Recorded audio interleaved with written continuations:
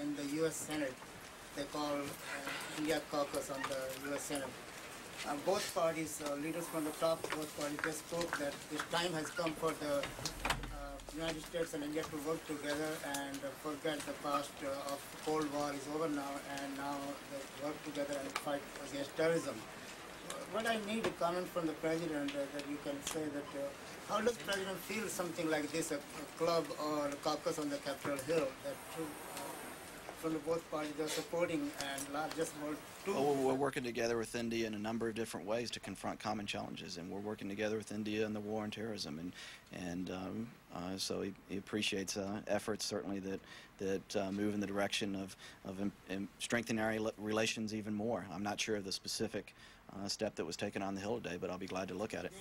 Does the President support something like this, the caucus like this? Like I said, I've not seen exactly what action was taken, but I'll be glad to look at it. Go ahead, April. After the testimony this morning, President Bush went out to the South Lawn, I mean not South Lawn, but the Rose Garden to let America know everything was okay, but apparently everything isn't okay. CBS and New York Times have come up with a poll saying that Kerry is beating him 46 to 44%. And Democrats are saying that the president has raised more money than they have, outspent them, and he's still in trouble. Well, one, I think you're getting into campaign questions. I'm sure the campaign would be glad to talk to you about some of those issues in terms of the spending and all the outside groups that are involved in that as well. I think you might want to look at that too. But look, you know, this is about making the world safer and better and making America more secure. The president's not driven by polls. There are going to be a lot of polls between now and Election Day, but there are clear choices that we face as we move forward to win the war on terrorism. And there are clear differences in how we approach the war on terrorism. There are also clear differences on how we approach our economy. Today's GDP numbers are another indication that our economy is strong and growing stronger. There are a number of positive indicators that the economy is moving in the right direction, but there are fundamental differences on these issues, and we're going to continue to talk about the clear choices that we face. But we are waging a broad war on terrorism to make America safer and more secure, and to make the world a better place. On a day where he's trying to garner the nation's support, as many people were concerned about what he was going to give to the 9/11 Commission, his numbers have fallen. What do you think that says to the American public? April, there are going to be a lot of polls between now and November. Go ahead, Ben. Scott, we're coming up upon the year anniversary of when the President landed on the USS Abraham Lincoln and declared that major combat operations were over under the Mission Accomplished banner. Is there now, in retrospect, a feeling that the President was overly optimistic and maybe misled Americans, and now leading to a certain amount of buyer's remorse in some of these polls, and this is going to be more of a political headache than an asset for him? Well, Ben, I think the President was honored to go and thank our troops on board the USS Lincoln for all that they had done in our efforts in Iraq. He was pleased to go to the USS Lincoln and thank the sailors on board the ship, and thank the pilots on board the ship, and thank other men and women in the military who were on board the ship. They had completed their mission and were returning back to America, and it was a nice thing for the President of the United States to do on behalf of the nation. He also declared major combat operations over and gave a sense that... Yeah, but let's go back and look at his remarks. He also declared that there's more to do, that difficulties remain in Iraq. Is it still true that major combat operations are over? Yeah, there are certainly combat operations that are still underway, and our thought that's still correct. Go ahead. Still correct that there are major combat. No. What he said is still correct, but there are still certainly combat operations and dangers that remain in Iraq.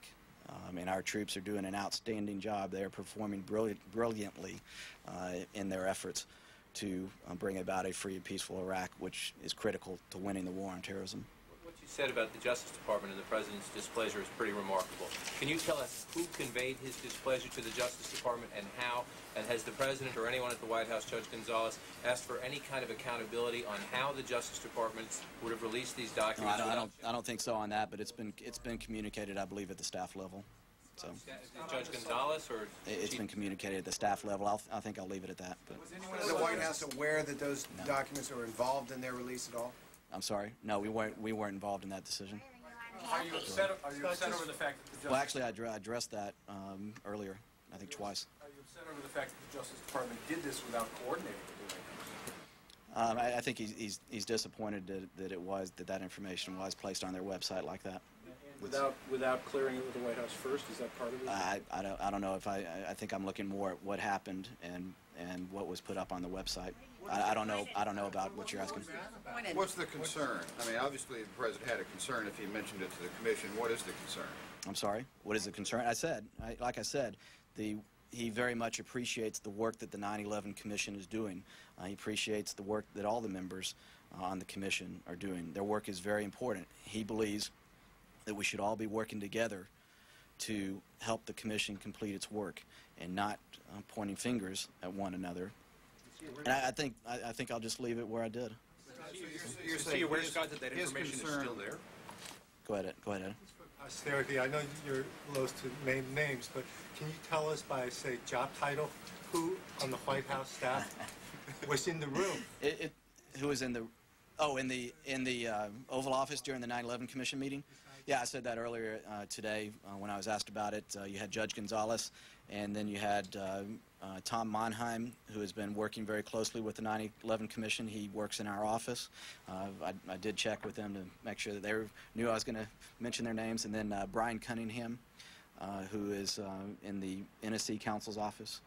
So, and he works very closely on these issues as well, working to help the 9/11 Commission complete their work. On the issue with justice, does the president not believe that Gorelick's actions are worthy of looking at, or is he just concerned with the way? No, he's not going to tell the commission what to and what not to look at. He thinks that the commission ought to look at everything that will help them complete their important work. But he did express his disappointment to the commission. I think that I can leave it there. I think that his views have been made known. Is he aware, Scott, that those documents are still on the website? I have not looked at the website today, John. No. Thank you. President Bush will be at the White House. Correspondent